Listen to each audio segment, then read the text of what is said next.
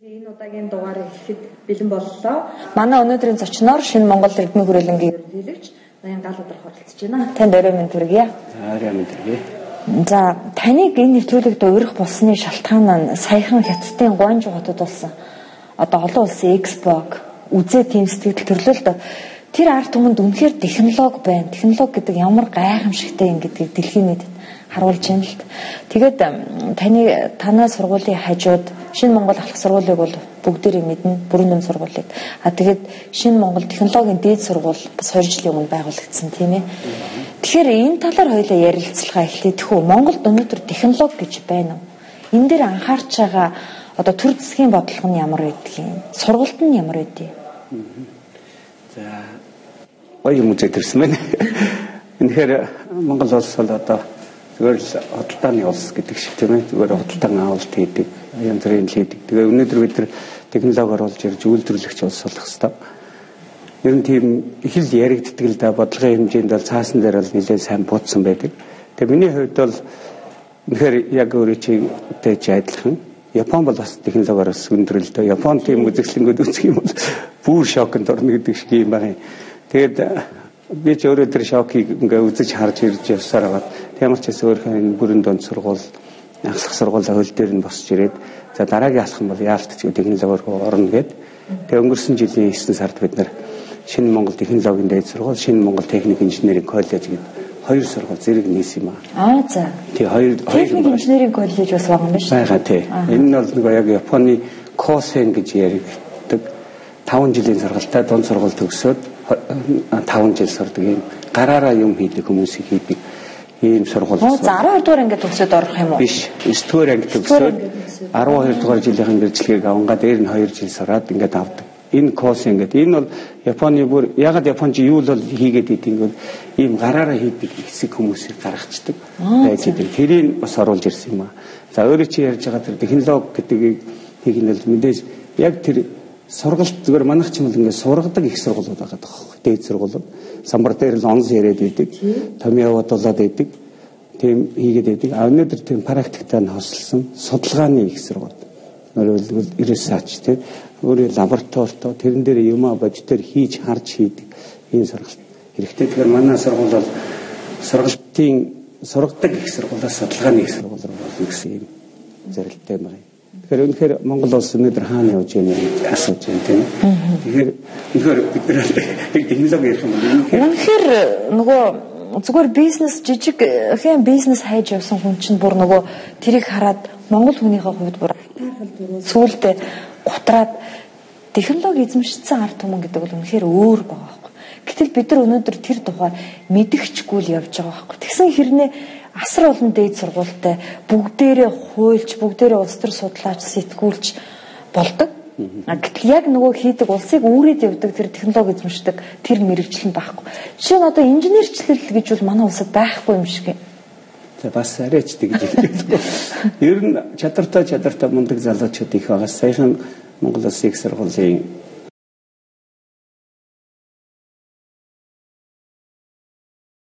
гоё ярилцлага өгсөн байсан. Өнөөдөр Монгол улс ингэж өгчих хэрэгтэй. Тэгээ үйлдвэрлэгч улс болъё. Тэгээ дараа нь бүтээгч улс болъё. Гэсэн энэ чиглэлээр их сайхан ярилцлага өгсөн байсан л да. Тэгэхээр инженерчил байгаа зүгээр бид нар зөвл бодлогоор л дэмжиж чухал байна. Би бол одоо ингээд сургуулаа байгуулсан. Надад бол одоо бодлогын дэмжлэг аягүй хэрэгтэй. Ер нь дэмжиж байгаа юу? Төр засгаас дэмжлэг хүсдэг юм уу та? Тийм, төр засаг алтай мэдээж дэмжлэг хүсэж бид нэг хувийнхан бол өөрсдийнхөө хүчээр наад захын хууль эрхцэн орчнуудыг их сайхан бүрдүүлээд өгөх тийм ээ. Ямар ч байсан биднийг бол дэмжиж сургууль маань их сайхан богино хугацаанд сайхан байгуулагдсан. Гэхдээ энэ сургуулийг бол зөвхөн би байгуулсан юм шиг л дээ. Монгол Улсын их сургууль олон жил дуршлагтай ажилласан. Ганц зэрэг гэдэг эрдэмтэн өөрөө химийн ухааны доктор, бас техникийн ухааны доктор энэ хүн маань манай сургуулийн захирал битээр нийлж байгуулсан л да. Тэр Косен гэж яриад байгаа. Энэ өөрөө яг тэр Косенд Японд сураад Тошибагийн үйлдвэрт бас компанид ажиллаж байгаад ирсэн тэр залуутай нийлж байгуулагч гэдэг юм. Ингээ яг хийх хүмүүс гараад ирсэн. Би бол яг сургуулийн менежмент талаа, сургууль гэдэг нэг юм байх хэвээр. Сурагчтай ингэж төлөвшүүлж өгжүүлж давхар сургалт гэдэг туршлага байгаад нөгөө хэд маань технологи инженерчлэлийн чиглэлийнхаа нэлээд туршлагатай хүмүүс. Тэгээ бид нар хамтарч Тэгэхээр одоо энэний маань бидний гаргад дэвшил тавихтай биднийх нь гадныхнаар нэг их төсөл хийх гэл ингээд зөндөө юм байгаа. Тэгэхээр бид нар бол нэрийн төсөл технологи руу одоо ингээд орно. Эхний жил гэхээр яг ерөнхий эрдэмэл хичээл явагдчихлаа л да энэ жил. Одоо хоёр дахь жилээс бид нэр. Танаа шинэ Монгол технологийн дэд сургууль чи ямар ангитай юм бэ? Миний сонсноор бол нано технологи гэж байна. Биотехнологи гэж байна. Тийм, биотехнологи. Тэгээ энд бол их сайн содон сонсогдоод байгаа л да. Тэгээ нано технологи, биотехнологи нь өөрөө нэг юм. За дээр нь одоо хүрээлэн буурчны инженерчилж гэдэг юм уу те. Одоо өөрөө чи яриад байгаа шиг. Тэгээд цааш нь байдаг тийм ээ. Цахилгааны инженер, барилгын инженер, за химийн инженер гэдэг энэ бас шинэ салбар. Тэгээд механик инженер гэдэг ингээд 8 мэрэгжил байгаа юм манайхал үндсэн байдаг. Тэгээ энэ дотроос жишээлбэл нано био гэдээ ярьж штт. Тэгээ энэ чиглэл бол дэлхийд бол айгүй хүчин аваад өгчсөн. Өнөөдөр Монголд бол ийм чиглэл байна л гэж яриад байгаа болохоос биш. Тийм сайн мэдэхгүй л байна шүү. Гэтэл хүүхдүүд мэдчихэд шүү дээ.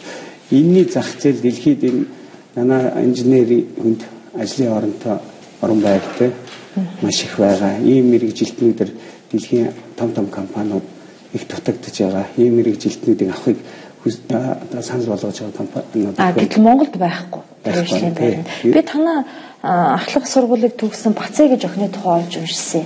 Японд одоо биомедикал технологи чиглэлээр сургууль төгсөөд энэ нь бол анагаах ухааны технологи юм уу да тий? Одоо чи болчиход байгаа. Тэгчээд Монголд болохоор ажлын байр байхгүй. Нэг чиглэлээр инженер маань ганцаараа ингээд дангаараа тэр чиглэлийн инженер гэж хуучин ойлголт өнгөрөөд хидэн салбарын 2-3 салбарыг тэр хүн өөрөө мэдлэгтэй байж тэгжээд тэр хүн жинхэнэ инженер болж байна. Жишээл өөрөө чи ярьж байгаа тэр Бацаа маань одоо өөрөө хим технологиор бакалавра төгсөөд дараа нь юугаа болохоор биотехнологиор төгсөөд магистраа тэгээд докторийн ажлыг сайн өөрөө чи хийлээд байгаа. Одоо тиш инженеринг эд эрхтний инженерчил гэж ярьж байгаа. Тэгэхээр яг энэ ангаах хүний эрхтэн тийм ээ хотоодыг тайрлахад хотоод буцаагаад ургуулсан ч гэдэг юм уу те зүрх шилжилтийн суулган ч гэдэг юм энэ процесс биш. Энийг бол эмчнэр бол нөгөө мэдсэслийн аргаар хийгээд бол энэ дээр инженерчил орж ирж байгаа. Тэр инженерийн тэгэхээр эд эрхтний инженерчил гэдэг бүр тэр нэр томьёо. Тэгээ энийгээрээ одоо Харвардд докторийн дараах сургалтанд сурж байгаа. Одоо тэр хүн тэгээд тэр охин Монголдо ирж ажиллая гэвч Монголд ажлын байр байхгүй. Тэг Монголд одоо хичээл заан та. Хичээл заах уу? Хичээл заан тэр сурсан юм байна. Америкт юм уу Японд бол ажлын байр байгаа. Байх маш өндөр цалинтай маш өндөр тийм судалгааны чиглэлээр явах ажлын байр байна. Технологийн дэд сургуулийн чинь тухай ярихад ер нь ярина гэж одоо би нэг дүрс бэлдсэн. Таны 2 жилийн өмнөх одоо нэвтрүүлэгт орж ирсэн дүрс байгаа. Хоёулаа тэрийг нэг үзээ тэгээд цаашаа яриагаа явъя да. За.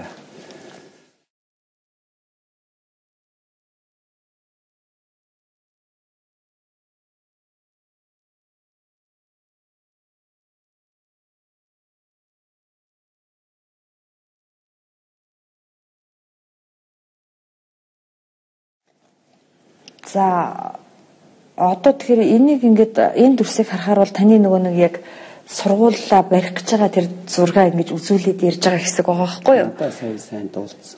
Тий, энэ яг нөгөө юунд болж байгаа. Тий, сая копид орсон.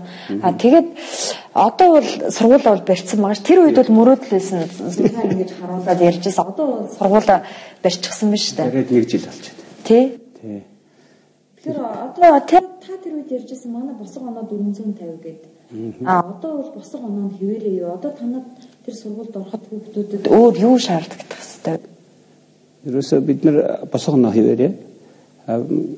Зөвхөн энэ жилийн хувьд бол бид нар чинь сая өнгөрсөн 3 сард барилга маань үндсэн Сүрэ бол тэрний өмнө жил тавиад 6 сарын дотор барилгын ажил руугаа хит анхаарал өнгөрсөн жил явсан. Тэгээ нэг 50 оюутантай байгаа одоогоор. Гэхдээ бид зөвхөн жил энэ дэрж яхад мөрөөдлөгөө ярьжсэн бол барилгаа бас их сонин төвхтэлдээ 6 сарын дотор барьсан. Маш хүсэн давхар барилгыг. Тэгээд барилгыг 6 сарын дотор барьсан. Одоо барьсан сургуулийн чинь төгсөг бид нар бас дэлгэцэнд өгсөн байгаа. Өгсөн байгаа. Энэ 6 сарын дотор барихтаа дам Монгол хүмүүс барьсан. Нэг ч одоо гадны хүн гэдэг юм хятад барилгач энэ төр барьээгүй. Тэгээд араас нь 22 компанитай бид нар гэрээ хийгээд араас нь шахаад монголчууд бол ийм хийж чаддаг юм аа бид нар нэгдүгээр энэ барилгаар харуулсан. Морин жилийн шилдэг барилгын нэг болсон. тэгээд өөрөөсөө энэ дотор хичээлж байгаа. Тэгэхээр бидний одоо жилдөө бид нар 2 ч удаа энэ open campus гэж одоо сургууль сурталчлах өдрөлөг хийж байгаа. 5 сарын 16-нд энд бол одоо сонирхсан маш их сонирхож байна л да. Тэгэхээр дэлхийн боловсролыг Монголдоо гэдэг сайхан ураа байгаад байдаг ч хүмүүс бид нар ч тийм ураатай. Тэгэхээр бол бид нар бол нэг ураалаад үлддэг биш. Бодтер нь хийн. Үнэхээр энийг ингээ босгож ирж ихэд одоо лабораториуд авах, тоног төхөөрөмж авах гэдэг үнэхээр бас дэмжлэгүүд их л хэрэгтэй байна. Бид нар одоо барилга дээр л бүх хүчээ тавиад гаргачаад маш том өндөр зээлтэй ингээ сууж байгаа. Та их туршлагатай болсон юм шиг 15 жилийн өмнө Шинэ Монгол Алхах сургуулийг байгуулахдаа хугацаанаас нэлээд хоцорч сургуулийн чинь байр ашиглалтанд орж исэн шүү дээ. 10 сарын 2 мөлөө 5 болж исэн бүр. Тий 5. Тий 9 сарын 1-нд хичээл эхэлчихэд байдаг. Барилга дуустдаггүй. Гэт таны одоо нар тэтгэсэн мөрөөдөл номон дээр энэ тухай байдаг л да. Тэгээ би сая таныг 6 сарын дотор барьсан гэр Көмө хурдан туршлагач 15 жилийн дотор гээд би өөрийгөө тэгээд нэрлээд бас барилгачин захирал гэдэг нэр том өөртөө өгсөн. Тэгээ ямар ч байсан ингээд нэг сургалтынхаа орчноо бүрдүүлж чаддаг байх нь нэгдүгээр захирал хүний нэг менежер гэдэг утгаараа их хэрэгтэй. Бусдаас ялгарх танай сургуулийн одоо энэ л одоо Шинэ Монголизм шүү. Энэ л бол одоо Шинэ Монголыг илтгэдэг шүү гэж хэлэх яг юу байгаа вэ? Аль сургуулийн хэмжээнд ярих вэ? Аль. Одоо та бол танд бол одоо бүрэн дунд сургууль байна. Дээрээс нь коллеж байна. Тэгээд технологийн дээд сургууль байна. Энийг ингээд багаас нь сураад төгссөн хүүхэд за одоо энэ Шинэ Монгол шүү гэж ялгарх яг юу байгаа вэ? Бид нар ер нь төгсөгчдийгээ ярьдаг, суралцагчтай ярьдаг, хүүхдээ ярьдаг сургууль л та. Гол нь түүнээс одоо юу гэдгийг одоо ийм орчин байна, тийм байна гэхээс илүү хүүхдүүдийн амжилтыг ярьдаг, хүүхдүүдээрээ бахархдаг. Тэгээ сургуулийн соёл гэдэг юм хэвшилж чадсан сургууль. Сургууль гэдэг чинь өөрийн тийм соёлтой байх хэрэгтэй. Маш тийм өндөр орчин байгаа юм. Тэгээ сургуулийн орчноо бүрдүүлж чадсан сургуулийн соёлтой ийм сургууль байна. Тэгэхээр сургуулийн соёл гэдэг элементийг ярил бас л урт яриа болсон шүү. Одоо хүүхдийн төлөвшил зөвхөн нэг хичээл дээр байх арцаа биш. Манай монголчууд ярьдаг те номын сурахгүй номхнээс баг. Тэр муу айхтар үг шүү. Манайхаас тэр бол манай том үрээ бид нар ерөөсөө хүүхдийг ямар ч байсан тэр номхны сургыг төлөвшөлтөөр бол маш их том анхаардаг. Тэгэхээр тэр инженер хүн ч болоо тийм ээ одоо ирээдүйд. Гэхдээ энэ хүн бол инженер хүн гэж тэр мэдлэгийг олж авахаас өмнө эхлээд инженер хүн гэж ямар ёс зүйтэй хүн байх ёстой, ямар одоо үзэл бодолтой хүн байх ёстой гэдгийг хэлж сургаж өгөөд тэгээд ямар хүлээцтэй, ямар одоо хайцаантай, тэг зорьсон зорилготой ямар тууштай байх уу гэдэг энэ бүх чанаруудыг л сайн өгдөг л байх ёстой л да. Түүнээс одоо мундаг том мэдлэг өгөөд одоо зүүн зэрсэг бүтээдэг тийм мэдлэгийг өгчлөө гэд тэгээд нөгөөх нь төлөвшөөгүй бол одоо энэ буруу юм хийж шээ. Тэгэхээр Японуудад бас нэг энэ чанар л бид нар Японоос л аваад байгаа зүйл л дээ. Японочууд бол ерөөсөө үзэл хандлагыг эхлээд аягүй сайн өгдөг ингээ хичээл дээр тийм ээ. Шинэ Монгол бүрэн дүнд сургуулийн тухай хоёулаа ярина, тусдаа ярина.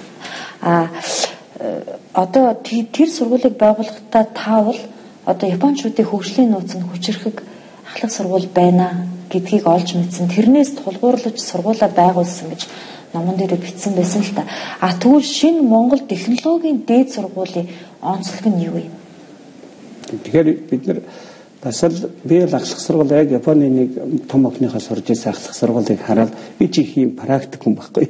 Юм хараад сайн копи хийж чаддаг ч гэдэг юм. Нэгтэй бодоод онол гаргаж ирээл ингэстэ тэгстэ биш. Тэгээ өөрийн өмнө ажиллаж байсан дуршлаа. Би чи хөдөөний 10 жилд ажиллаж байсан, хотын 10 жилд ажиллаж байсан, хөдөө аж ахуйн дээд сургууль, Эрдэм боловсролын хүрээлэн ингээд боловсролын бүх салбарт багшилсан, ажилтны хийсэн дуршлага байгаад тэгээ Японы юмыг хараад ерөөс копи хийгээл энэ хэрэгтэй, энэ хэрэггүй юм байна.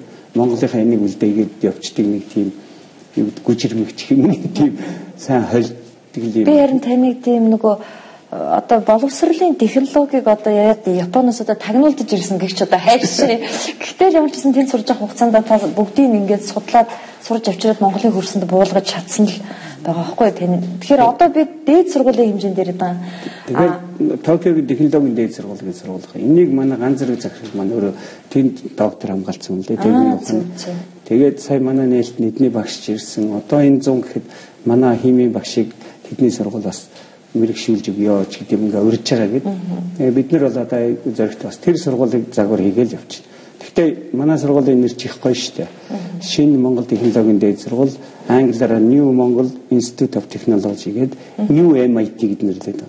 MIT Massachusetts байгаа шүү дээ. Дэлхийн нэг номерын технологийн их сургууль. Тэр их сургуулийн шинэ загварыг Монголд гаргая гэдгээр бид нар бас ажиллаж байгаа. Тэгэхээр MIT-г загвараа ерөнхийд нь гаргаад MIT-гээс тэр open курсуудыг нээлттэй хөтөлбөрүүдийг бид нар авах тэр гэрээ хэлцлүүд ихний шатандаа явж байгаа. Тэрийг авахаасаа илүү яг Японы лабораториуд яг яаж хийгдээд ингээд ирсэн. Мэдээж Монголын хөрсөнд ахаал буулгаж ирээл тэргээ хийчихнэ л да. Тэгэхээр бидний хувьд бол ерөөсөө хуулах юм нийл байгаа. Хөтөлбөр агуулгын хувьд бол MIT-г хуулна гэдэг нь бол тентхийн сургагчдыг л оруулаад ирж байгаа юм да. Сургагчийг тэндээс багш нараас тэндээс тэндээс одоохондоо багш нар бол аваагүй. Тэр чинь нээлттэй нөгөө хөтөлбөрүүд хичээлүүд байгаа учраас манай гэрээгээ хийчих юм бол манай сурагчдад тэдний багш нарын зориулсан лекц ороо авчдаг байгаа. Энэ мэрэгжлийн тал дээр л аавна л да. Тэгэхдээ яг хуулаад копидэж авчираад ийм одоо нано технологийн лаборатори гэхэд ямар багаж тавих уу гэдэг чинь одоо айгүй том асуудал байна. Танай лаборатори сайн уу? Лаборатори одоо муу байна. Одоохондоо бол. Гэхдээ бид нэр одоо энэ 100 тэ ирэх хичээлийн жилд бол бид нар нэлээд хэдэн лаборатори гараас гарах байна. Манай сургууль дээр хэрэг сая дүрсэхэд дотор талын дүрс аваад явах юм бол өрөөнүүдэд бид нар мөрөөдөд нано биотехнологийн лаборатори одоо механик инженерчлэлийн лаборатори гэж цаасан дээр А4-ийн цаасан дээр бичээд наацсан байна. Тэгээд дотор нь юу вэ гэвэл нэг самбар хов хоос өрөө байгаа.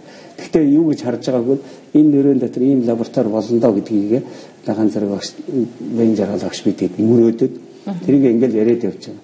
Хүчтэй мөрөөдөд саваа бэлдээд цаасаар хаягийг тавьчихад байхад гарчна гэж ойлгож байгаа. Тий. Дараа жил хэрвээ өдөө тойлоо ярьсан хийх юм бол лабораториуд бэлэн болсон байна. Байна. Гэхдээ энэ жил ч гэсэн үзүүлэх лабораториуд хийдэд байгаа. Ер нь л тий. Яг чинь ерөнхий эрдэм гэж ярддаг учраас физик хими хүчтэй лабораторитой байна. Тэрнээс гадна одоо энэ хуванцар савнаас түлш гаргах лаборатори энэ Монголд хүмүүс оруулж компани төршилт хийгээд амжилт олсон тэр тоног төхөөрөмжийг авчирсан. Жигнээс нь ингээ харуулж идэх чинь эхлээд харж үзэж хүүхдүүд мэдэх гэдэг талаас нь явж байгаа. Одоо удахгүй 3 дугаар курст хүүхдүүд минь ороод ирж шүү дээ. Манай сургууль чинь сургууль байгууллаа гэж шууд 3 4 дугаар курсын оюутан аваад шууд 1 дугаар курсын оюутан аваад явж байгаа учраас яг өөрийнхөө гараараа явуулж болж байгаа юм. Танай сургуулийн төлбөр өндөр үү? Харьцан өндөр 6 сая төгрөг байна.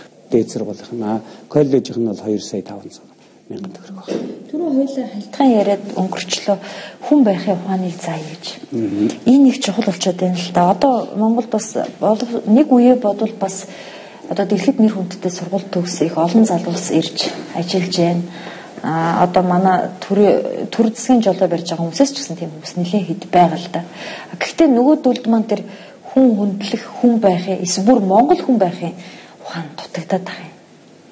Монголынхаа хөрсөнд буудгүй зарим үгээ бүр монголоор ч мэддэггүй англиар зөвлөлс хийгээд орхидог хүн нь монгол биш болчихсон.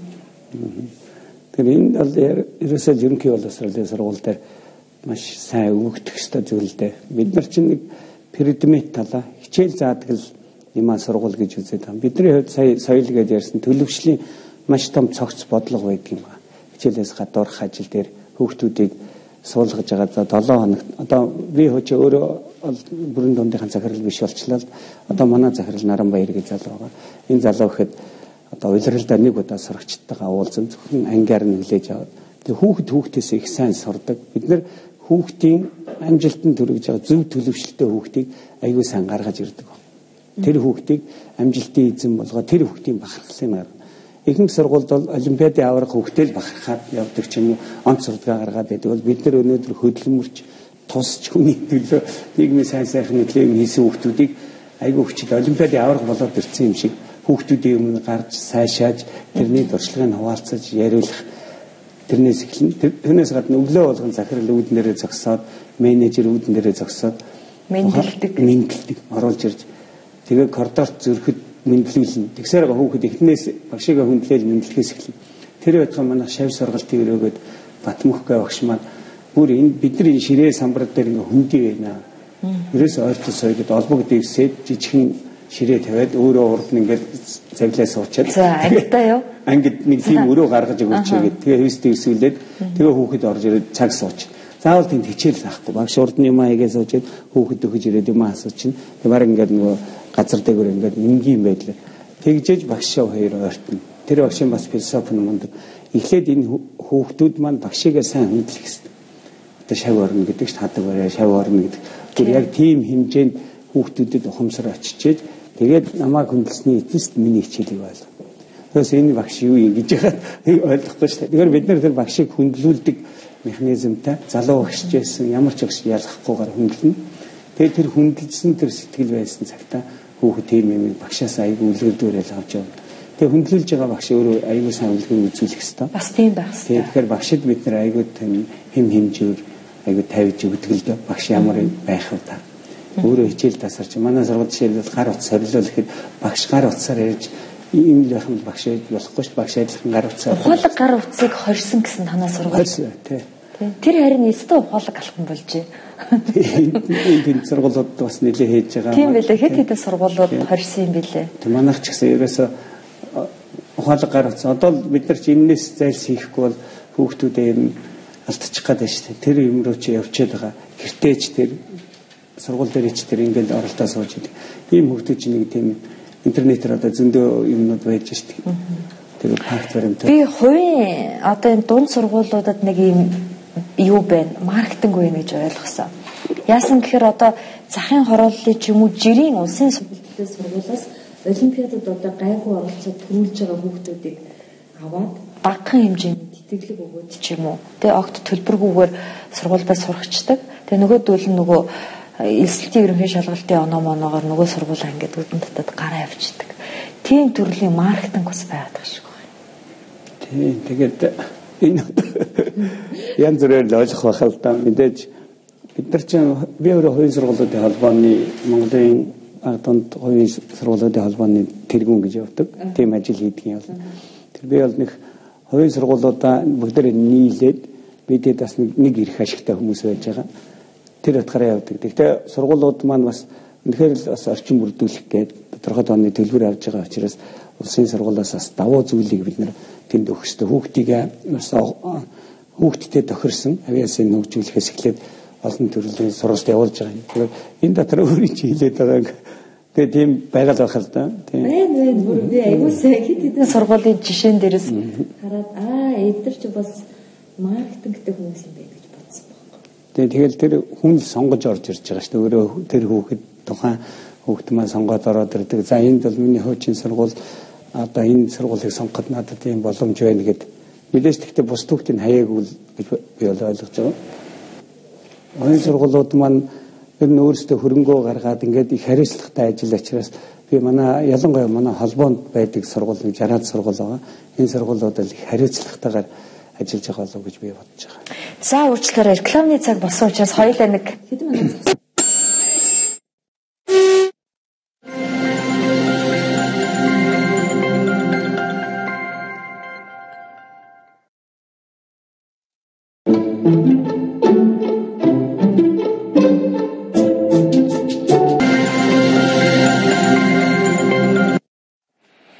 хувийн дунд сургуулиуд жил болгон үнэ нэмэгддэг гэд хэлэн байнга таталдаг л да. Тэгэд нэг л их мөнгө аваад байгаа хэрнээ олигтой хичээл заахгүй гэсэн шүүмжлэл дагуулдаг болсон. Энэ тал дээр та тайлбар хэлэх үү?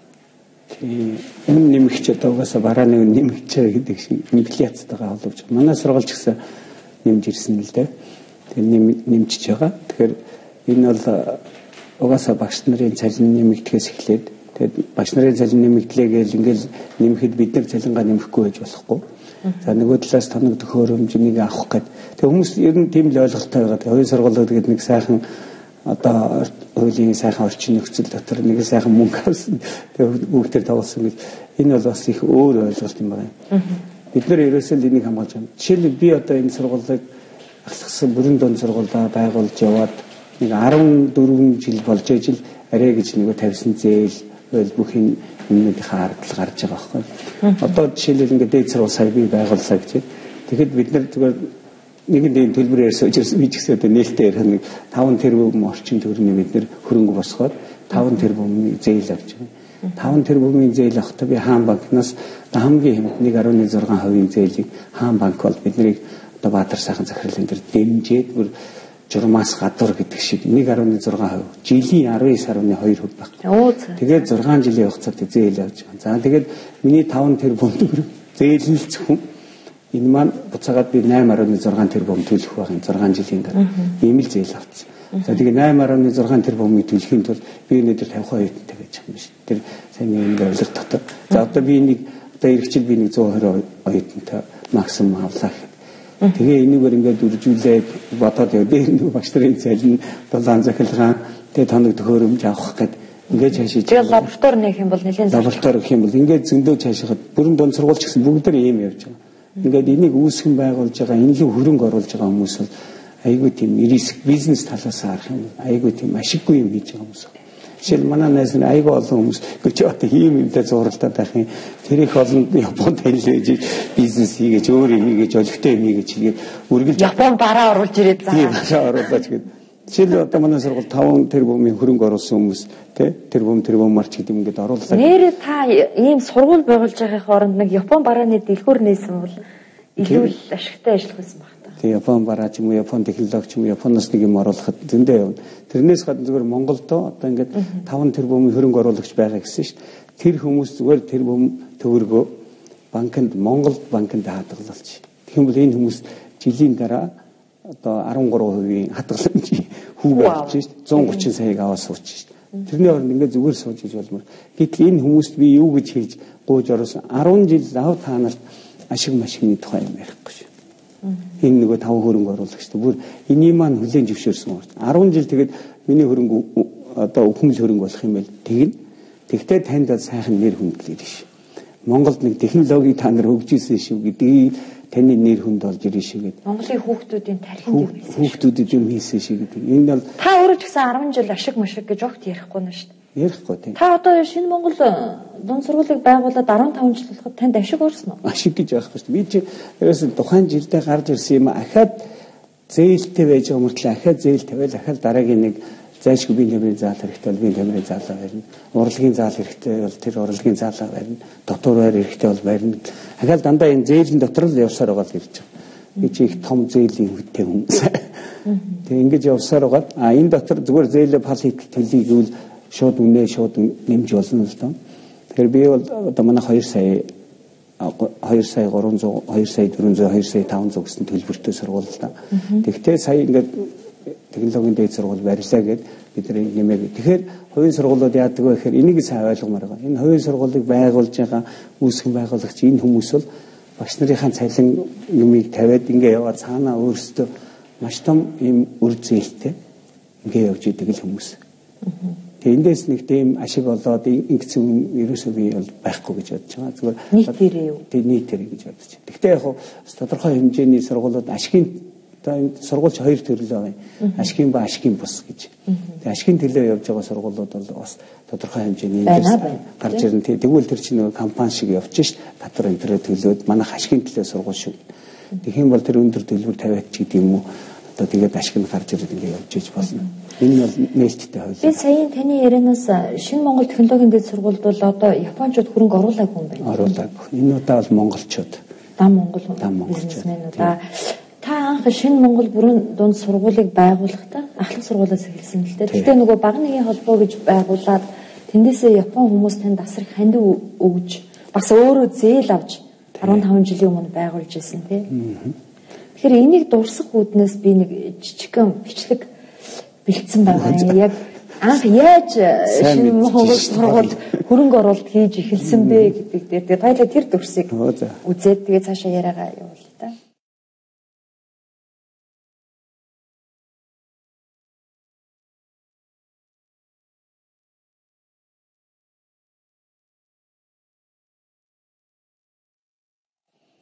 За энэ манай дууны алта гараад байх шиг байна л да. А энэ одоо саяны дээр Япон хүмүүс бол их сайхан ярьдаг штэ. Одоо жишээ нь таныг юунд магистрт докторт сурж байхад тий мөрөөдлөө бичгээд тэгээ мөрөөдлөө бичээ таны мөрөөдөл сонин төвлөгдөөд тэгээ тэндээс ингээд сайхан сэтгэлтэй Япон хүмүүс туслаад баган нэгэн холбоо гэж байгуулаа. Тэндээсээ бүр цагаан сард бэлгэнд авсан мөнгө хүртэл жоох хүүхдүүд хандивлж шинэ Монгол сургуулийг эхлүүлсэн гэж сэтгэл хөдлөлөөр сайхан түүх байдаг. Харамсалтай дууны алдаа гараад энэ явах боломжгүй болоод байна л та. За. Тэгээ саяны хүн манай холбооны тэргүү хүн байна. Такааши гэж. Энэ манай баримтлагчнаас авсан юм байна. Тэгсэн. Тэгэхээр яг тийм үнэхээр сэтгэлтэй хүмүүс гарч ирээд Японч их сонин нэг хүнд итгээд ингээд явахаараа тууштай их итгэдэг. Тэгээ багныгийн холбоо гэдэг нь нэг хүн нэг багны хэмжээтэй хандив тусламж өгөө гэдэг. Нэг багна гэж юу юм бэ гэвэл одоо 10,000 йен. Одоо 100 жил болгон хандивлж $100. 3 жил гэж бүр хугацаа зааж байгаа. Тэгээ жилдээ тэгээ $100 хандивлыг. Тэгээ Японд бол $100 хандивлах бол бас авцсангу нэг цалин өртөг өндөртэй газар учраас гайг гэдэг. Тэр хүмүүс тэр их сэтгэл гараа 300 гаруй хүн нийлсэн юм байна. Тэгэл энэ их олон хүний манайх чи их олон багантай сургууль байхгүй. Хүн болгоны сэтгэлийн багнаар ингээд тэр хандивын багнаар босчихсон гоё сургууль байгаа. Тэр энэ бол гоё түүх. Тэгэхээр би бол одоо тэр их олон хүний итгэлийг даатсан хүн учраас би энийг бол одоо бүхэл амьдралаа зориулж бүх юмаа зориулж хийх ёстой. Тэгэл энэ 15 жил сая яваад тэмцээд одоо тэмцээд гэдэг нь их бэрхшээл таарсан учраас л яриад авал тэг ингээ яваад сургууль маань юм сайхан боллоо. Тэгээд дараагийн ээлжинд бол би бас дахиад ягаад Монголд багныгийн холбоо байж болохгүй гэж бас надад бодлоо. Монгол хүмүүсийн донд. Тийм Монгол хүмүүсийн донд. Ялангуяа манай сургуульд хүүхдүүд нь сурж байгаа. Манай сургуулийн хүүхдүүд нь төгссөн хүмүүс би өөрөө бас нэг захиа бичил гэж бодоод байгаа.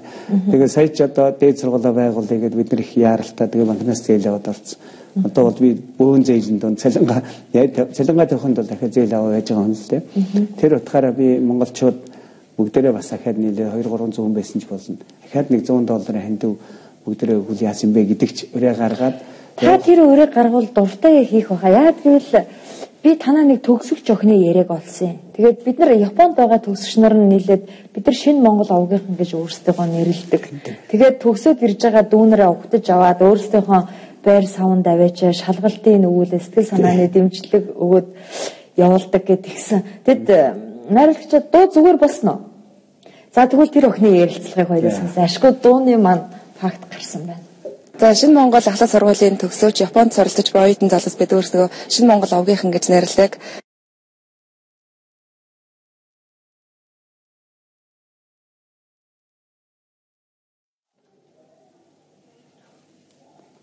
Дахиад дууг өвлчихлоо. Тун харамсалт. Өстө уучлаарай. Шууд нэвтрүүлгүй үед ийм алдаа огт гарч байгаагүй өмнө. Тэгэд энэ охин болохоор бид нар ингээд дүүнэрээ шалгалтын өгүүлээд явуулдаг. Тэгээд хэрвээ шалгалтандаа тэнцэхгүй бол баг нулимсыг арчиж өгөө буцаага явуулдаг гэдэг.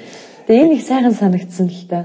Манай сургуулийн хамгийн гол онцлог нь бид нар төгсөгчд ихэнх сургууль бол одоо ингээд төгсөгчл баяртай гэж хэлдэг бол бид нар төгсөгчд эргээд уулзъя яг төгсөхдөө эргээд уулзсан шин.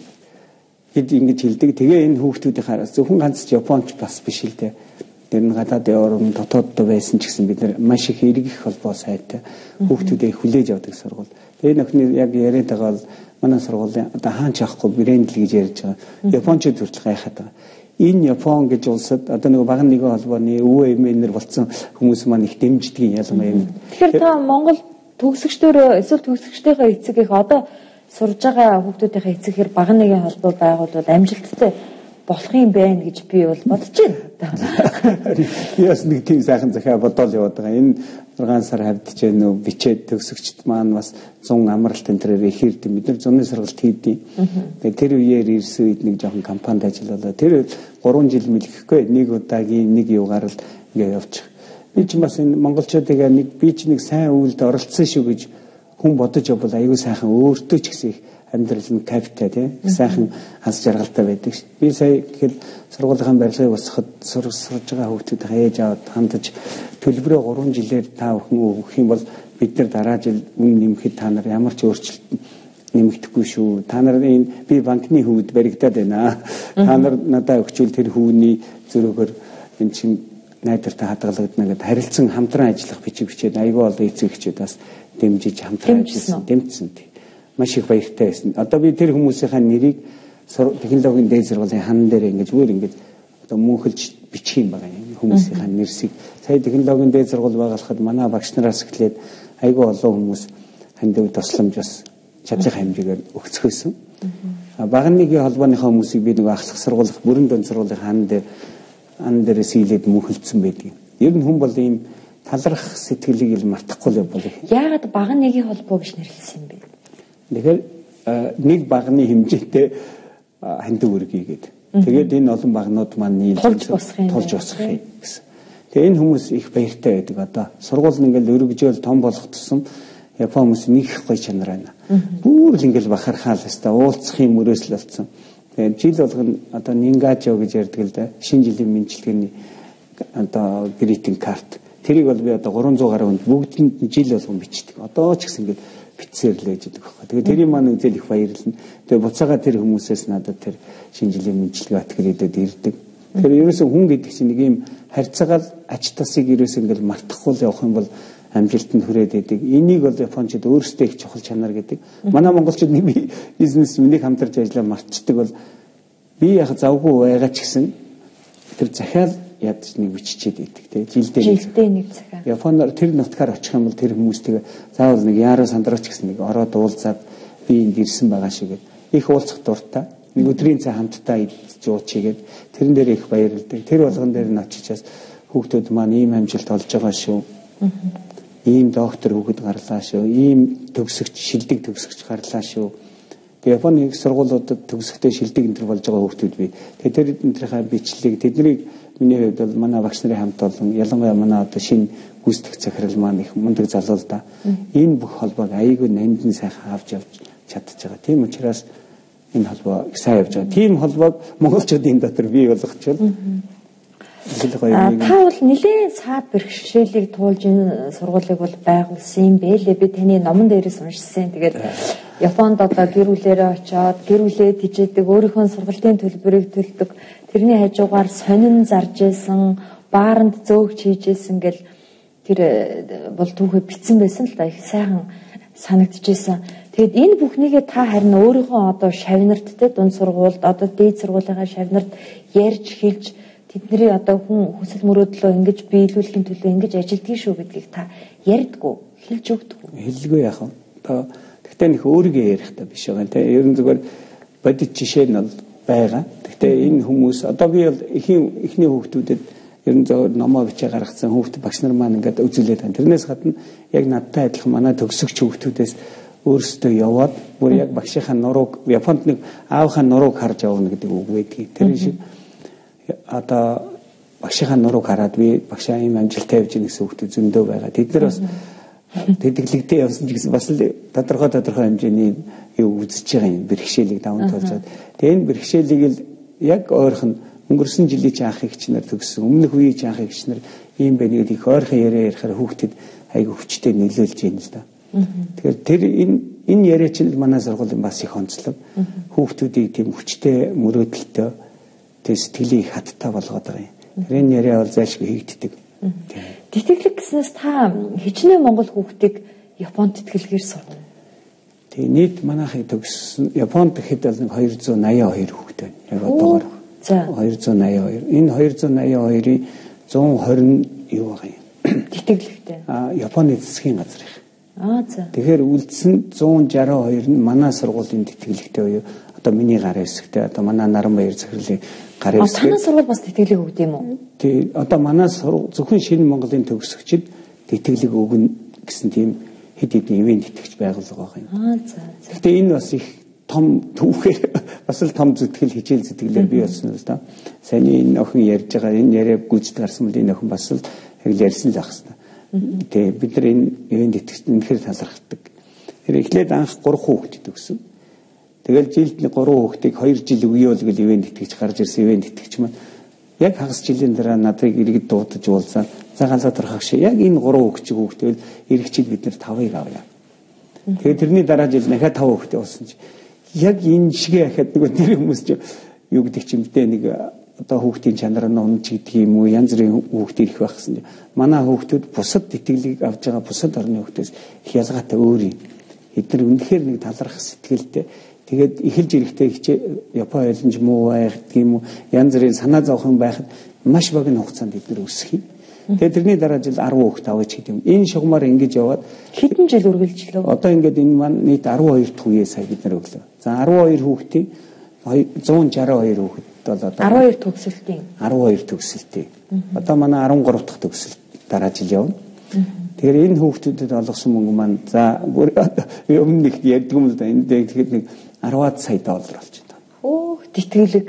Зөвхөн одоо миний гарын хэсгэр гэдэг нь сургуулийн маань тодорхойлолтоор авсан шүү дээ. Түүнээс Японы засгийн газраар авсныг нэмэх юм бол дахиад тэр бас нэг 10-аад сая зүгээр ойлгомжтой хэлэх юм бол 10-аад сая доллар 17-8 тэрбум төгрөг болчиход байгаа юм. Энэ бүхэн зөвхөн таны одоо хувийнхаа л юугаар сургуулаар л хийсэн ажил шүү дээ. Тэрнээс энэ төр засаг ямар ч хамаагүй үстэй боловсролын яам. Тийм. Тэгэхээр саяных шиг л ийм сайхан хүмүүстэйгээ холбогдоод явуулсан төгсөгчд нь сайн байгаад тэр хүмүүс ч бас нэг тэтгэлэг өгөхдөө цаанаа нэг юм бодож байгаа шүү дээ. Энэ хүнээр дамжуулж эхлээд эхэндээ бол одоо гал одрохоо гэж ингэж их зүтгэж ирсний чинь танд дэмжиж эхний 1-2 жил өгөё л 1-2 жил ч гэдэг юм ингээд нэг удаа нэг хүүхдийг дааяа гэд. Тэг явсан хүүхд маань дараагийнхаа дүүнэрт зам нээж өгöd. Энэ л манай сургуулийн их залгамж холбоо байгаа юм. Япон хүний тэр яг бүх юм чин сэтгэлээсээ ханддаг нэг гайхамшигтай чанар байдаг тий. Би тэр домгийн уншижсэн санагдаад байгаа юм. Чой Шингүрэ гэлөө нэг 8 самураан тухай 13 самураан тухай гоё сэтгэл хөдлөм төгөөсөн. Бүх юм чин сэтгэлээсээ хандах хэрэгтэй. Японы өнөөдрийн Японыг байгуулсан түүхэл ерөөсөө л чин сэтгэл байсан юм а гэдгийг тайлбарласан гоё түүх байсан л та. Тэгэхээр танаа сургууль руу одоо жил болгон дунд сургуулийн ч одоо нодлон жилийн элсэгчд гэхэд хичнээн хүүхэд авсан та нэгдүгээр ангид 905 хүүхэд ирсэн. Тэгээд 72 хүүхэд л авдаг. Чи арай тийм төв бага авч байгаа юм шиг. Тэн дээр өстө нэлээ юм болсон. Наадан болж байгаа юм шиг л байсан. Тэгээд тэндээс тэр 72 хүн хүүхдийг авцсан, мянгаад хүүхэд шалгалтанд орсон байхад гээл сургууль маань нэг барилга гэж баригдсан тогтцсон юм байж байгаа хэмжээтэй.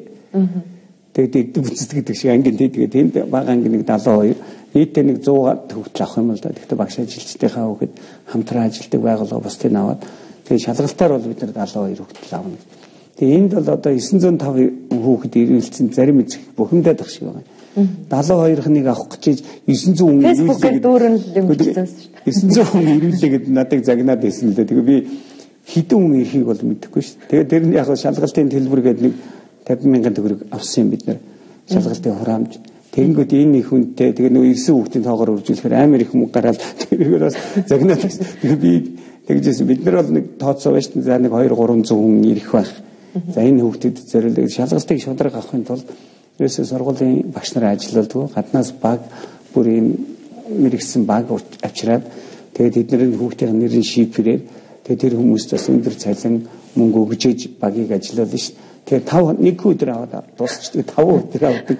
Тэгсэн загнаад энэ одоо дахиад элсэлтийн шалгалт ойртож шүү дээ. Ойрт энэ жил бас хэд байх юм байгаа мэдэхгүй. Тэгтээ маш их асууж байгаа.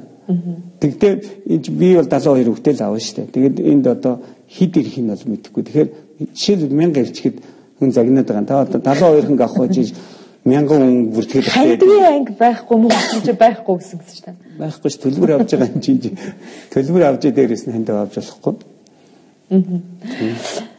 Ингээд сургалтын одоо жишээ нь боловсролын салбарт одоо бизнес хийгээд тэгэхээр ашиггүй болохоор бизнес гэж нэрлэхэд хэцүү юм байна л. Ингээд сургууль байгуулад ажиллаж байхад төр засгийн зүгээс одоо хэр тэнэг шийдвэр гаргаж та бүхэнд гай болдог вэ? Тэгээд төр засаг айгуу том ачааг бид нэр үүрч байгаа шүү дээ. За одоо нийт Монгол одоо яг сурж байгаа нийт суралцагчдын нэг 11% хүүхдийн ачааг нь үүрч байгаа. Нийтдээ нэг 20,000 гаруй 22-3,000 хүүхэд байна. Тэгээ 22,000 хүүхдийг одоо сургыг бол за 1000 хүүхдтэй сургуулийг бол 20 сургууль авал шинэ Улаанбаатар хотын хэмжээний юм ярьж байна. Улаанбаатарт нэг 20 сургууль шинээр төр засаг байгуулж тэр хүүхдүүдийг сургана шүү. Гэтэл одоо өнөөдөр хүүхэд за хувийн сургууль шинэ Монгол сургуулийг сонгоод орчлоо. Тэнгүүд одоо бид нар дээр асуудал бас яригдсан. Гэхдээ манай холбоо бол бид нар яриад бас учир хэлээ олоод байна л да. Жишээлбэл одоо хувьсах зардал гэдэг төрөөс өгд. Энэ хувьсах зардал бол ерөөсөө үндсэн хуулиар өгдөг. Бид нар ч суурь боловсролыг үн төлбөргөө болгоно гэсэн байна. Тэгэхээр одоо мөнгө хувьсгалан гэж хүүхдэд хаан сорсноос нүүл хамаарад энэ хүүхдэд жилийн заахлах сургууль сурж байвал 320 мянган төгрөг, дунд сургууль сурж байвал 270 ч гэдэм жилийн өгдөг мөнгө. Энийг л тэр тухайн сурж байгаа хүүхдээр нөржүүлж өгж байгаа мөнгийг хувьсгах зардал гэж байна. Тэгэхээр энэ хувьсгах зардлыг одоо хасъя гэсэн юм ярих гэдэг. Яагаад гэхээр энэ хүүхд чинь болцоотой айлын хүүхэд төлбөртэй сургууль сурж байна. Тэгээд өөрт чи өгөх мөнгийг тэр сургуульд өгöd байгаа мөнгө биш аах. Энэ өөрт чи үндсэн хуулиар өгөх ёстой мөнгө юм байна. Тэгэхээр энийг одоо хасъяач гэдэг юм.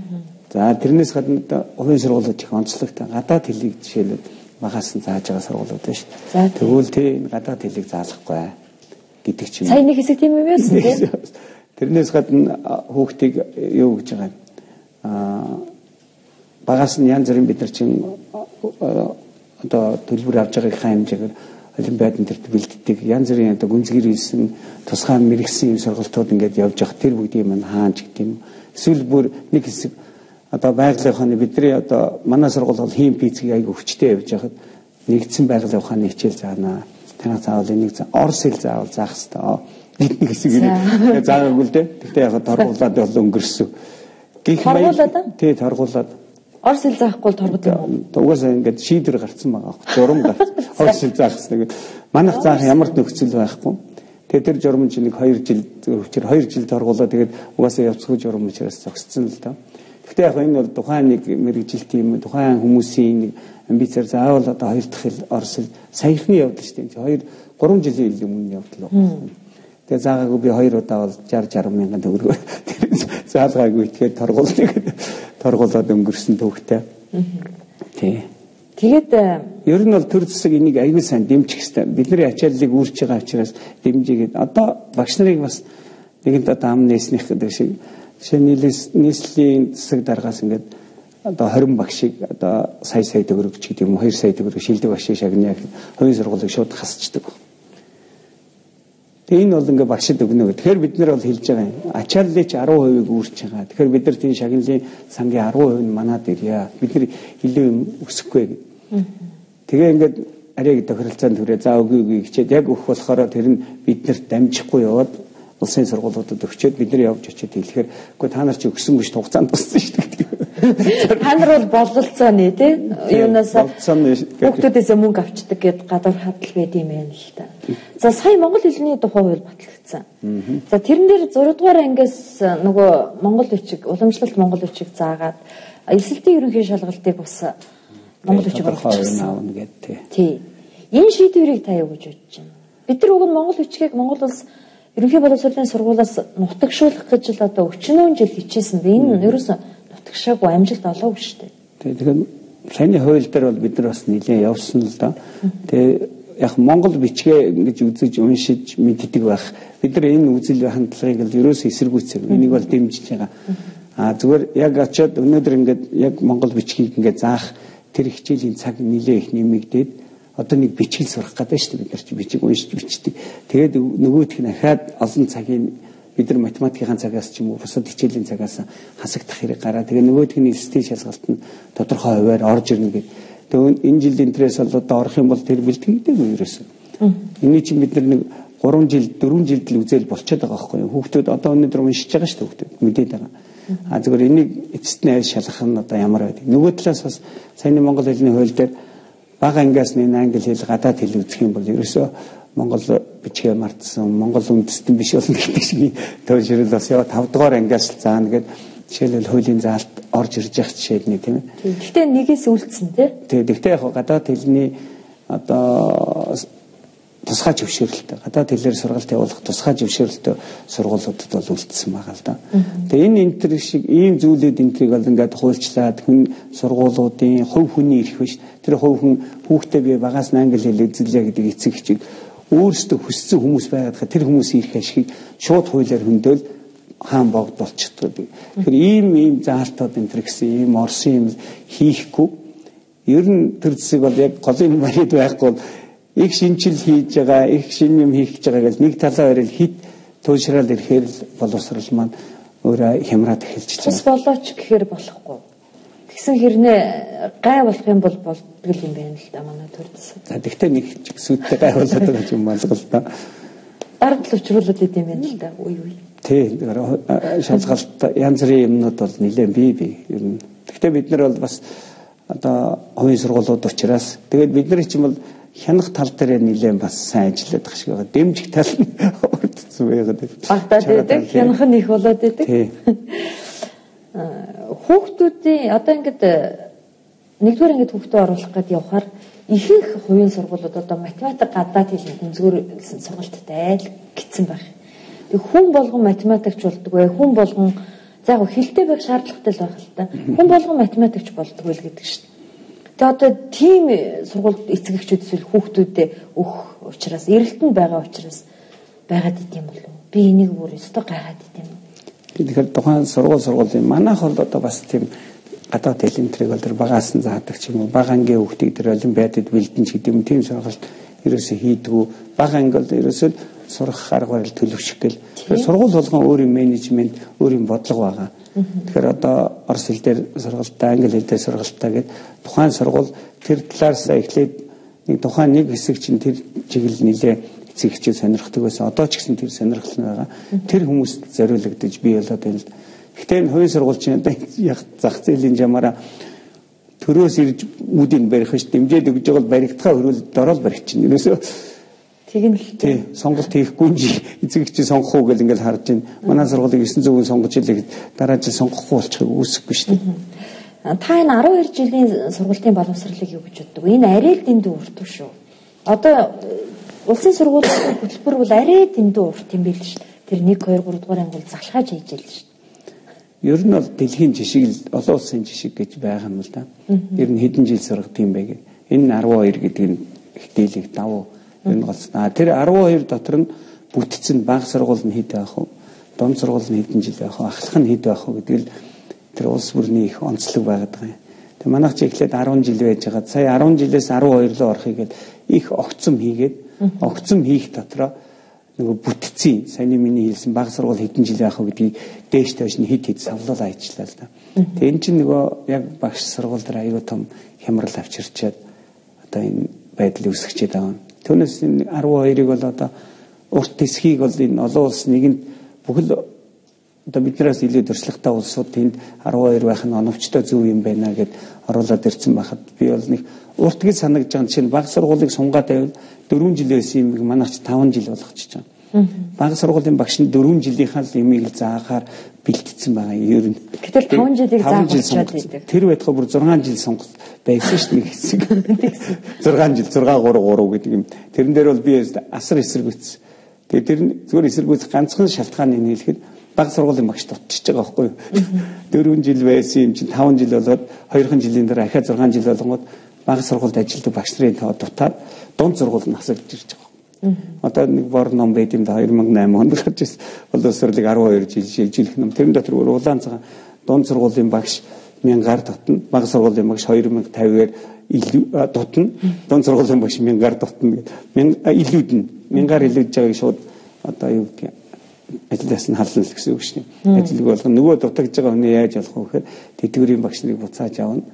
Өгөөл төрөвчс богино хэмжээний сургалт, жилийн сургалт юм уу хагас жилийн сургалтаар багшаа бэлдэнэ гэд бүр тийм заасан бодлогын чанартай бичгээр явж байгаа шүү дээ. Энэ одоо зөв бичгийн дүрм байсыг л өөрчлөгдөх. Одоо бид нар ингээд хүүхдүүдтэй зөв бичгийн дүрм зааж өгөхөр биш болсон байл шүү дээ. Бидний үед зааж ирсэн хутлаасан байл шүү дээ. Харин монгол хэл чинь тийм сонирхол юм байлээ. Ерөөс тийм дүрм заагаал тэр дүрмд эргэлдүүлээл одоо ингээд энэ хэр зөв бичдэг монгол хүн байхгүй болж шүү дээ одоо. Тэгээд би ингэж боддгийн манай дунд сургуулийн хөтөлбөр ер нь бол маш муу. Бараг байхгүйтэй адилхан болжээ гэж бодож явдаг байхгүй юу. Тэгээд таны номыг уншиж хагаад Японыг байгуулсан нууц бол ерөөсөө хүчтэй ахлах сургууль, дунд сургууль гэж та дүгнсэн байсан. Тэгэхээр одоо та дүгнээд хэлэхэд Монгол яг тийм хүчтэй дунд сургуулийн боловсролын хүчтэй редүү Монголыг өөрчлөх хэмжээнд байж чадчихна.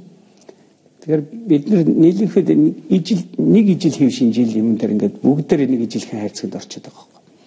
Тэгэхээр Японы тэр хүчтэй ахлах гэж ялгаад байгаа нь юу гэвэл бага боловсрол гэдэг бол нэг Японы бий болгоно гэдэг шиг манайх бага боловсрол дээр ерөөсөн монгол хүн ямар одоо чадвартай гэдгийг, ямар соёлтой, ямар хэл заншил уламжил түүхтэй гэдгийг сайн мэддэг, монголоор бахархдаг, монгол гэсэн айдентитэй тэр хүнийг бий болгох нь баг сургууль. Дараа нь дунд сургуульд бол шинжлэх ухааны мэдлэгийг өгж ирээд за тэгээд тэр дунд сургуулийн шинжлэх ухааны мэдлэг физик, хим заахаас эхлээд түүх заахаас эхлэнгээ түүхтийн сонирхол тэнд гараад байна.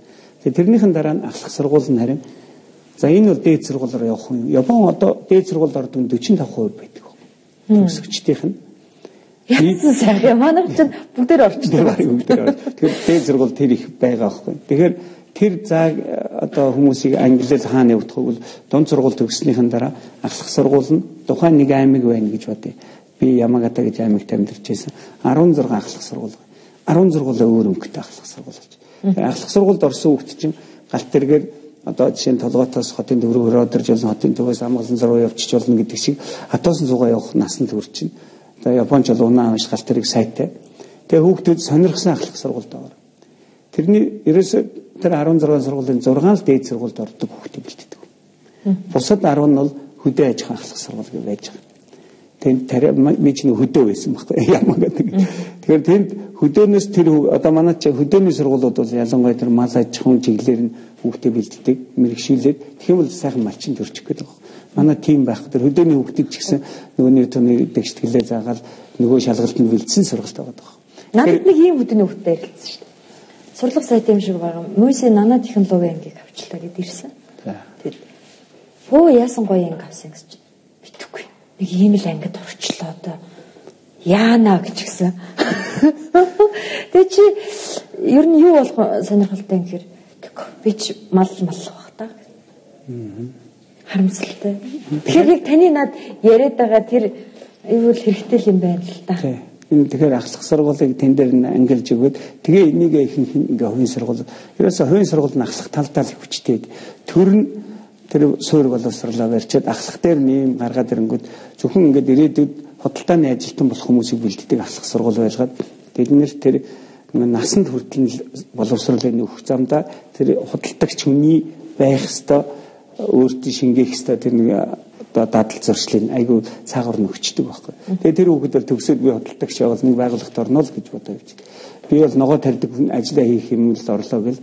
Тэрийг тэгээд заавал багш гэж самбар шохоотоо мэрэгсэн нэг багш юм биш. Үйлдвэрийн одоо сайчил гэж ярьдаг шүү дээ. Тэгээ сайн малдаг хүн гэдэг шиг сайн ногоо тарьдаг хүнийг авчираад хэлэгчдэг тийм юм байлээ. Тэгэхээр хүмүүс маань их яг тэр үедээ тэр мэрэгжлийн чиг хандлагатай ахлах сургуулийг хийгээд миний бол мөрөөдөл тийм л байсан. Би бол дээд сургуульд ордог ахлах сургууль. Надад тэр энэ боломжийг төрөлжүүлээд гаргаад ирсэн. Би бас үдээ аж ахуйн ахлах сургууль ямар байх вэ гэд нэлээд бодож исэн юм би л дээ. За баярлалаа. Харамсалтай та бүдэрийн цаг дуусж байна. Ингээд хүрэлцэн ирж ярилцлага өгсөн танд бас их баярлалаа. Тэгээд харамсалтай явдал боллоо. Нэвтрүүлгийн түүхэнд анх удаа техникийн шаардлага хангасангүй. Тэгээд танаас хүлцэл бичээ. Бас үзэгчдээс хүлцэл өчөө дахиад ийм алдаа айл болохоор гарахгүй баха. Ингээд ирэх 7 хоногийн даваа гарагийн төрний зэгтээ ирэх уулзцай баярлалаа үзэгчдээ.